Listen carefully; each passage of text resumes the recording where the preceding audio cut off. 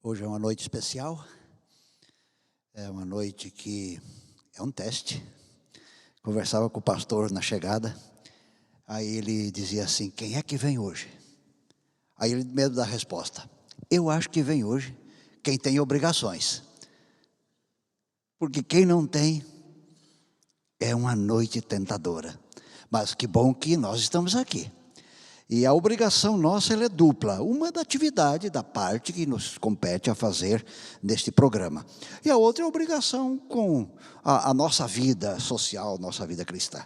Obrigado a você que está aqui, o pessoal do som, o pessoal aí das câmeras, estão aí apostos. Obrigado a você que está aqui para adorar o Senhor. E a você que está aí na sua casa, o meu pedido é que não pense agora que você está na sua casa. Você está numa igreja, você está num templo. E nesse momento, esqueça da sua casa, das coisas da casa, e pense que a sua casa agora é uma igreja. Obrigado a todos os que estão aí de perto assistindo este culto, pelas redes sociais, pelos canais que existem. Obrigado aos de mais longe, sei de pessoas lá de Vitória da Conquista, na Bahia, que estão assistindo. Um grande abraço a vocês e um abraço a todos. Um abraço aqui, caloroso, numa noite muito fria. Muito fria. Mas é uma alegria saber que o inverno está aí, para as coisas do inverno. E já chega o verão e nós vamos ter uma saudade louca dos dias frios. E assim vamos vivendo nós. Hoje nós vamos terminar essa pequena série de tempos especiais, atitudes especiais. Como tenho dito, disse nas outras, nós vivemos em tempos especiais. E em tempo especial não se tem atitude comum, se tem atitude especial, porque o tempo é especial. E de maneira assim bem objetiva, bem concisa, eu quero estudar a vida de um homem que pouco se fala nele nas igrejas. Eu particularmente nunca parei para estudar a vida desse homem, a não ser agora. E eu quero convidar você a abrir aí a sua Bíblia, aqui os irmãos da igreja que estão aqui presencial, aí o irmão, você aí na sua casa, não importa se está na cama ou no sofá, abra a Bíblia porque tem algumas palavras que eu quero chamar a sua atenção para você grifar aí na sua Bíblia, se tiver oportunidade de também ter uma caneta. Lucas capítulo 2, o verso 25, descreve assim. Lucas capítulo 2, o verso 25 até o 35. Lucas 2, desculpem, Lucas 2, o verso 25 ao 35. Havia em Jerusalém, diz o texto, um homem chamado Simeão, que era justo e piedoso e que esperava a consolação de Israel. E o Espírito Santo estava sobre ele. Fora-lhe revelado pelo Espírito que ele não morreria antes de ver o Cristo do Senhor. Movido pelo Espírito, ele foi ao templo, quando os pais trouxeram o menino Jesus para lhe fazerem o que requeria o costume da lei. Simeão o tomou nos braços e louvou a Deus, dizendo: ó soberano, como prometeste agora, pode despedir em paz o teu servo. Pois os meus olhos já viram a tua salvação, que preparaste à vista de todos os povos, luz para a revelação dos gentios e para a glória de Israel, teu povo. Verso 33 diz: o pai e a mãe do menino estavam admirados com o que fora dito a respeito dele. E Simeão abençoou e disse a Maria, mãe de Jesus: este menino está destinado a causar queda e o soerguimento de muitos em Israel, e a ser um sinal de contradição, de modo que o pensamento de muitos corações será revelado. Quanto a você, uma espada atravessará a sua alma. Eu quero levar você que está aqui comigo nesse templo, você que está aí em casa, a pensar nesse homem chamado Simeão. Como disse, pouco se fala nesse personagem, nessa figura bíblica, nesse homem. Ele estava no templo, mas você tem que lembrar que ele estava no templo não como o sacerdote de plantão. Ele estava no templo como um adorador, que queria gastar algumas horas ali em oração. E ele foi ao templo, não só ele, mas outras pessoas também iam ao templo e estavam ali em adoração, em orações, em reflexão. O sacerdote de plantão estava ali para oficiar os ritos pertinentes aos adoradores que ali chegassem. E chegou naquele dia que Simeão estava no templo, um casal simples, roupa simples, pobre, para fazer uma cerimônia que era quase que obrigado, era necessário dentro da lei de Israel. Os pais eram pobres porque eles levaram apenas um par de pombinhos. Essa era a oferta mais simples, mais pobre que podia se oferecer. E os pais levam um par de pombinhos. E ali a cerimônia é feita. E diz o Espírito de Profecia que depois de 40 dias após o nascimento, Jesus já estava no templo para esta cerimônia com os seus pais. A cerimônia é feita, o sacerdote de plantão anota o nome de Jesus como filho primogênito de Maria, num livro, porque assim requeria a ordem. Ele faz o seu trabalho, tomou a criança nos braços, porque assim que se procedia, tomou a criança nos braços, ergueu-a perante o altar, fez ali uma prece e devolve a criança à mãe, que ali estava participando da cerimônia, e escreve o nome de Jesus num registro dos primogênitos de Israel. Termina a cerimônia. O filho é apresentado no altar, se ora sobre ele, anota o nome no livro e entrega para a mãe. Acabou a cerimônia. O sacerdote de plantão fez o seu trabalho, perfeito, completo, bem feito. Mas estava ali nesse dia Simeão. Não era o sacerdote para fazer nenhuma cerimônia. Ele estava ali apenas acompanhando os serviços do templo. E diz a história que depois que o sacerdote faz a apresentação de Jesus, Simeão se aproxima de Maria, pega a criança, toma a criança nos braços. E o desejado de todas as nações diz assim: a criança fora devolvida a Maria, e ele, Simeão, a toma nos braços e a apresenta novamente a Deus, enquanto sua alma é possuída de uma alegria que nunca dantes experimentara. Eu quero que você pense aí em casa e aqui, pensa o seguinte: 2 homens tementes a Deus, dentro do templo, no mesmo lugar, envolvidos na mesma história. O sacerdote de plantão era um homem temente a Deus, um homem fiel, um homem comprometido com Deus, pois estava ali no templo desenvolvendo suas atividades. Faz o seu trabalho, entrega a criança à mãe. Se apresenta agora um outro senhor, mais idoso, Simeão, pega novamente a criança dos braços da mãe, ergue e é possuído, diz o Espírito de Profecia, por uma alegria fora do comum. E no Evangelho de Lucas está ali o que ele fala. A partir do verso 29 até o 35, um pouco ele fala sobre a sua alegria em relação à criança, e depois ele se dirige aos pais, e especialmente à mãe. Especialmente a mãe. Se você olhar bem, e você em casa pode olhar bem isso, o verso 29, 30, 31 e 32, ele está falando da criança.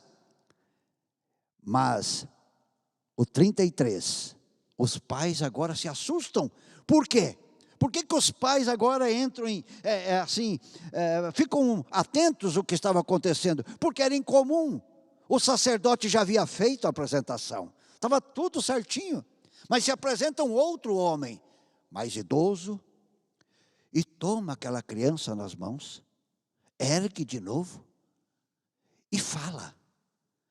Primeiro fala da sua alegria de poder estar vivendo aquele momento, e depois ele fala do que o menino seria, o que ele causaria, o que ele provocaria e o que a mãe iria sentir. E eu não sei o que Maria pensou quando, se você olhar Se você olhar no verso 35, o finalzinho do 35, quanto a você, olha ali, quanto a você, mãe, dizia aquele homem velho, quanto a você, uma espada atravessará sua alma. Eu queria que você agora refletisse comigo no seguinte: 2 homens, o sacerdote de plantão, que a gente não tem o nome dele, e Simeão, que não era mais sacerdote pela idade, ele já estava livre do serviço. Eles agora veem a mesma cena, a mesma criança. O sacerdote de plantão cumpre seu papel, faz a apresentação, ora, anota o nome e entrega para a mãe. O Simeão entra em cena, pega a criança, ergue, fala, e na fala ele vê algo que o sacerdote de plantão não viu. A pergunta que eu quero que você em casa e você aqui no templo pense é a seguinte: como é que 2 homens espirituais, comprometidos com Deus, dentro do templo, um vê o Messias numa criancinha de 50 dias, 40 dias, um vê o Messias e outro vê apenas mais uma criança que ele teria que apresentar naquele dia. Não sabemos se era a primeira criança a ser apresentada naquele dia, ou já era a última do seu turno, a gente não sabe. Mas vamos imaginar que fosse a primeira. Talvez ele teria mais 2 ou 3 para fazer ainda durante o dia. Era só mais uma criança. A pergunta é: como é que esse homem, Simeão, vê numa criança de 40 dias o Messias e o sacerdote de plantão não viu? Tempos especiais, postura especial. Qual é o segredo? Como é que o sacerdote vê apenas um menino e Simeão vê num menino o Messias? Olhe na sua Bíblia de novo. Agora eu quero chamar a tua atenção para o verso 25. Marque aí, se você tem uma canetinha, quantas vezes você encontra aí a expressão Espírito Santo. Na minha versão, tem no verso 25, havia em Jerusalém um homem chamado Simeão, que era justo e piedoso e que esperava a consolação de Israel, e o Espírito estava sobre ele. Primeira, verso 26, fora-lhe revelado pelo Espírito Santo que ele não morreria antes de ver o Cristo Senhor. Verso 27, movido pelo Espírito foi ao templo. A pergunta é o seguinte: fora-lhe revelado, diz o texto, que ele não morreria sem ver. Mas a gente poderia pensar, é fácil ele ver se esperasse Jesus crescer, se desenvolver, tornar adulto, começar a fazer milagres, ressuscitar mortos, aumentar, multiplicar os pães. Aí eu diria, não, esse aí olha, ele é o Messias. Mas Simeão não esperou 30 anos para ver o Messias. Simeão viu o Messias num bebezinho. Por que, meu querido irmão, um viu e o outro não viu? Por quê? Por uma simples razão. O sacerdote de plantão, que a gente não tem o nome, não é dito nada sobre ele. Mas Simeão é dito, e então vamos pegar aquilo que está escrito. De Simeão é dito que ele foi dirigido, conduzido pelo Espírito. Quem conduzia a vida de Simeão era o Espírito Santo. Fora o Espírito Santo que disse, você não vai morrer sem ver o Messias. Fora o Espírito Santo que disse para ele, vá para a igreja hoje, vá para o templo hoje, porque hoje você vai ter uma surpresa lá. Vai para o templo. E Simeão talvez nem queria ir aquele dia, mas o Espírito disse, você tem que ir, é hoje o dia, vai lá. O segredo porque Simeão viu além do que o outro, ou além do que os outros viam, era um homem possuído pelo Espírito. E aqui está o grande desafio de todos nós. Nós podemos hoje nos identificar com sacerdote de plantão. Cumprimos o nosso papel. Viemos aqui à igreja, cantamos, pregamos, oramos, tocamos piano. Fizemos as coisas da igreja. Sem nenhum compromisso maior com o Espírito Santo. Ou nós podemos nos identificar com Simeão. Estamos aqui porque fomos movidos pelo Espírito e Ele agora vai nos mostrar coisas que um outro comum não vai ver. Um outro normal, vamos assim dizer, não vai ver. Eu queria te desafiar, você que está em casa, você se identifica com quem? Com o sacerdote de plantão ou com o Simeão? Com quem você se identifica? Um ou outro você vai ter que se identificar. De fato, meu querido amigo, minha querida amiga, meu irmão, minha irmã, o nosso grande desafio é nos identificarmos, nos relacionarmos com o Espírito Santo. Para quê? Para que possamos ver além do que todo mundo vê. Ver o que todo mundo vê não precisa muito esforço. Basta ter um bom óculos. Você vê o que todo mundo vê. Mas ver o que ninguém vê, esse é o grande desafio. E eu quero agora usar a experiência de Simeão, que num menininho de 40 dias ou 50 dias, ele viu o Messias. Eu quero levar você nesses minutinhos que temos a pensar um pouquinho mais. Mas para isso eu quero ampliar a ideia, convidando você a ler Gálatas capítulo 5, o verso 16. Sublinhe uma palavra nesse verso, só uma. Você que está em casa, sublinhe aí na sua Bíblia, se você está com ela aí à mão, né? Sublinhe aí esta palavra, porque esse é o desafio para nós.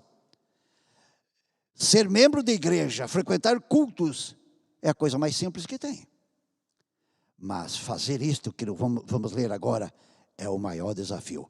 Gálatas capítulo 5, o verso 16, na versão que eu estou usando, não sei qual a que você está usando aí, diz assim: por isso vos digo, vivam pelo Espírito. Não sei como começa aí o texto na Bíblia que você está usando, mas nessa aqui diz, vivam pelo Espírito. O nosso grande desafio é viver a vida que Simeão viveu. O estilo de vida que Simeão viveu. Para quê? Para que possamos viver pelo Espírito, conduzido pelo Espírito. Então, se a tua Bíblia tem a palavra vivam ou alguma palavra semelhante, sublinha aí. Porque esse é o desafio nosso. Viver para cumprir requisitos da igreja é a coisa mais fácil que tem. Mas essa não é a postura de quem vive em dias especiais. Quem vive em dias especiais não pode apenas cumprir requisitos da vida cristã.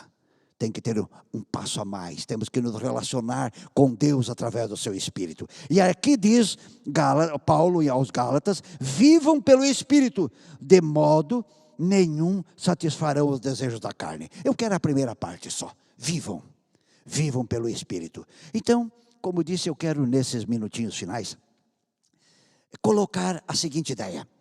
Quem vive pelo Espírito, ele vai ver além do comum. Quem vive pelo Espírito vai ver mais do que o outro. Assim como Simeão viu o Messias num bebezinho de 40 dias. Então vou colocar quatro grupos, 4 sessões para nós vermos mais. Temos que ver mais. Então vou começar que você tem que ver bênção em lugares que as pessoas não veem aquilo como bênção. Você tem que ver, porque você é dirigido pelo Espírito. Se você é dirigido pelo Espírito, você tem que ver bênção naquilo que muita gente acha que é uma coisa comum. Enumerei algumas coisas, mas a lista é enorme. Você pode acrescentar muita coisa a essa lista. Você tem que ver bênção em coisas que a maioria das pessoas hoje despreza. Mas quem vive pelo Espírito vai ter a postura de Simeão. Em dias especiais, tem postura especial. E eu quero dizer que aquele que vive pelo Espírito, ele vai ver bênção na monogamia. Você sabe que hoje e ontem e um tempo atrás aí, estão defendendo um projeto, tem pessoas defendendo um projeto chamado poliamor. Já ouviram falar nisso? Poliamor. Esse é um projeto que está na Câmara Federal. Poliamor é um projeto de alguns deputados para que pais possam casar com filhos, irmãos possam casar com irmãos e um homem possa casar com várias mulheres. Poliamor, muitos amores. Você tem que ver bênção na monogamia. Você tem que ver bênção no cuidado do corpo e não achar que isso é fanatismo. Você tem que ver bênção na devolução dos dízimos e ofertas e não achar que isto é para enriquecer a igreja. Você tem que ver bênção numa vida simples, numa vida modesta. Você tem que ver bênção no trabalho, seja ele qual for. Não importa que trabalho seja, você tem que ver bênção nisso. Você tem que ver bênção no culto familiar. E não apenas como o cumprimento de um requisito. Você tem que ver bênção em economizar dinheiro quando ganha muito, para ter o que gastar quando ganhar pouco. Muitas pessoas, quando ganham muito, gastam tudo. Quando ganham pouco, não tem mais o que gastar. Não tem nenhuma reserva. Você tem que ver bênção em coisas que os outros não veem bênção. Mas também, o segundo bloco, você tem que ver maldição. Em quê? Em coisas que a maioria não vê que aquilo é maldição. E eu enumerei algumas coisas aqui. Você tem que ver maldição, melhor, em ficar a noite inteira acordado, fazendo qualquer coisa. Você tem que ver maldição em não ensinar seus filhos a trabalhar, desde pequenos, desde criancinhas. Você tem que ver maldição em não aceitar, ou em aceitar, melhor, que seus filhos desrespeitem os professores, os mais velhos, etc. Você tem que ver maldição quando as redes sociais ocupam todo o tempo e você não tem tempo para Deus. Você tem que ver maldição quando as pessoas vêm para adorar e ficam no celular, na internet, ou no WhatsApp, ou qualquer coisa. Você tem que ver maldição nisso. Há pessoas que vêm para a igreja e esquecem para o que vieram. Você tem que ver maldição nisto. Você tem que ver maldição em não devolver os dízimos e ofertas. Você tem que ver maldição na transgressão do sábado, nas horas sagradas. Você tem que ver maldição no namoro de crianças e adolescentes. Você tem que ver maldição nisso. Aquele que é dirigido pelo Espírito, que vive pelo Espírito, ele vai ver o que a maioria não vê. Terceiro bloco, dos 4, você tem que ver pecado em coisas que muitos cristãos já não veem como pecado. Nem falo as pessoas aí da sociedade, esses não veem mesmo. Mas você tem que ver pecado em algumas coisas que, entre aspas, já é normal. Uma pessoa cheia do Espírito Santo vê pecado onde a maioria não vê. Uma pessoa dirigida pelo pecado, aliás, pelo Espírito Santo, vê pecado no orgulho e nas opiniões próprias. A pessoa que a única opinião que serve é o dele, é a dela. Você tem que ver pecado nas vaidades da vida, seja em que área for. Você tem que ver pecado na imitação do mundo, no estilo de viver, de vestir, de falar e etc. Você tem que ver pecado na seleção de músicas para ouvir em casa, no carro ou até na igreja. Você tem que ver pecado nisso.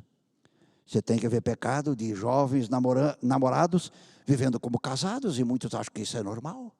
Você tem que ver pecado nisto. Você tem que ver pecado quando o sábado é transgredido. Ah, mas eu estou trabalhando para o Senhor, não importa.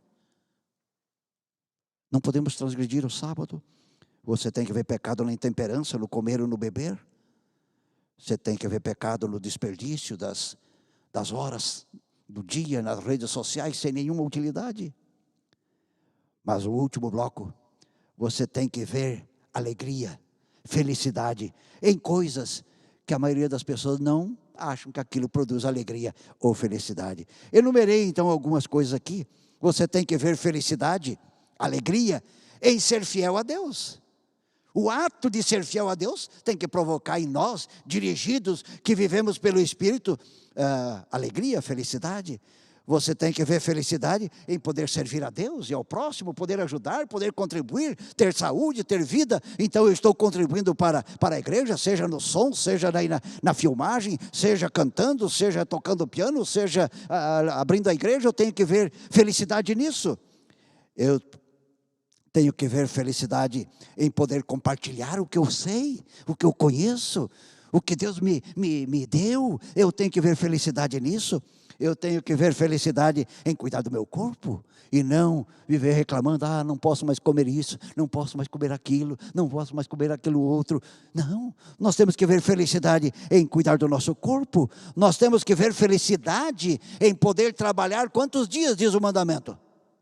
6. E tem muitos cristãos que, quando descobre que acordou na segunda-feira, ele queria ter morrido no domingo. Porque ele se arrepende que é segunda-feira. Meu Deus, segunda-feira tem que começar tudo de novo.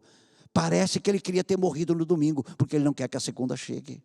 Nós temos que ver felicidade em poder trabalhar os 6 dias. Nós temos que ver felicidade no ato, no momento de poder devolver a Deus aquilo que lhe pertence, os dízimos e as ofertas, através de um ato de adoração. Ou seja, aquele que vive pelo Espírito, como Simeão, ele vai ver pecado onde a maioria já não vê mais como pecado. Ele vai ver razões para ser feliz em coisas tão comuns que os outros acham que aquilo não é importante.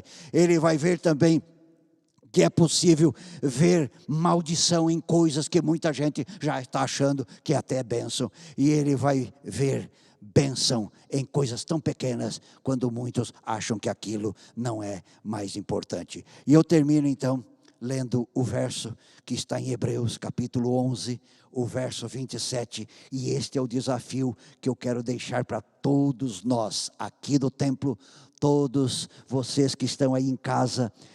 Nós vivemos em tempos especiais, os dias não são comuns, não estamos vivendo em tempo comum, estamos vivendo em tempos especiais, e em tempos especiais temos que ter postura especial.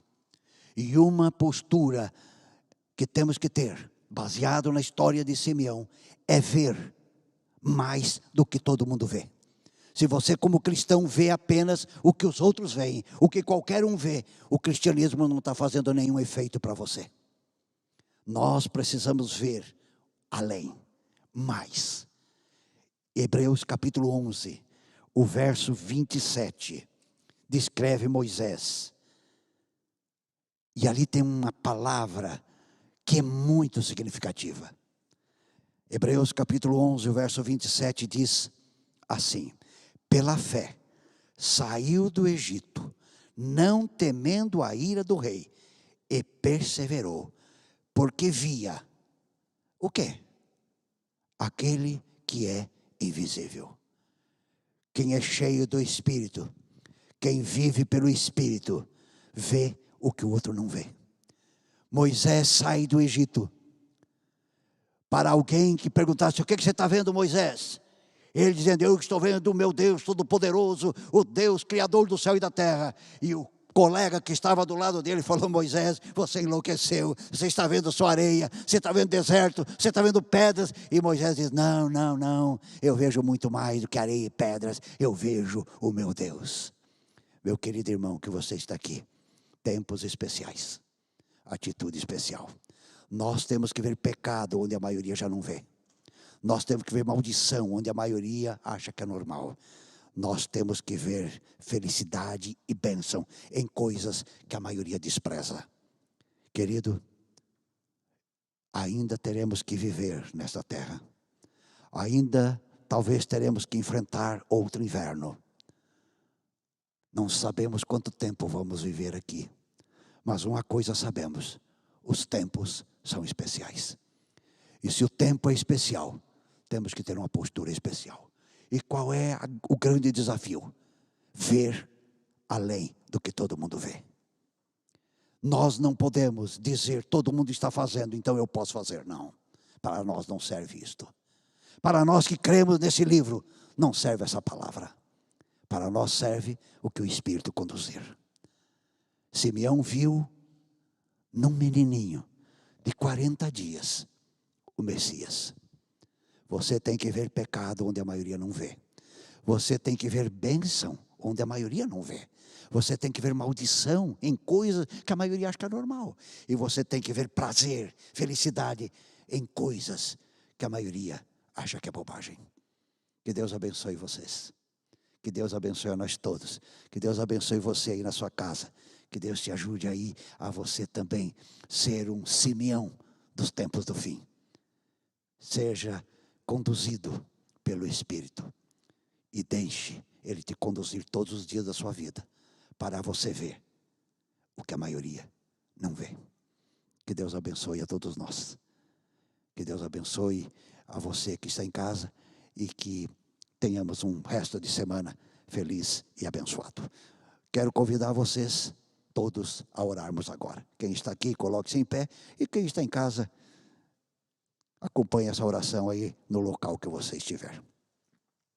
Senhor, nosso Deus, nosso Pai, graças te damos pelo privilégio de termos a tua palavra. Ajuda-nos, ó Deus, a entendermos que vivemos em tempos especiais. E se vivemos em tempos especiais, precisamos ter uma postura especial. Ajuda-nos, ó Deus, a vermos além do que todo mundo vê. Ajuda-nos a termos a postura de Simeão, sermos dirigidos, controlados, comandados pelo teu Espírito. E ajuda-nos a termos a visão de Moisés, de ver o invisível. Ajuda-nos a vermos mais do que a grande maioria vê. E que a luz do teu Espírito nos ilumine cada dia para termos uma visão ampla das coisas que nos cercam. Abençoa-nos aqui na igreja até chegarmos à nossa casa. Abençoe os que estão em casa nos seus desafios desta semana. E ajuda-nos a te honrarmos em todas as coisas. Pois é em nome de Jesus que pedimos. Amém.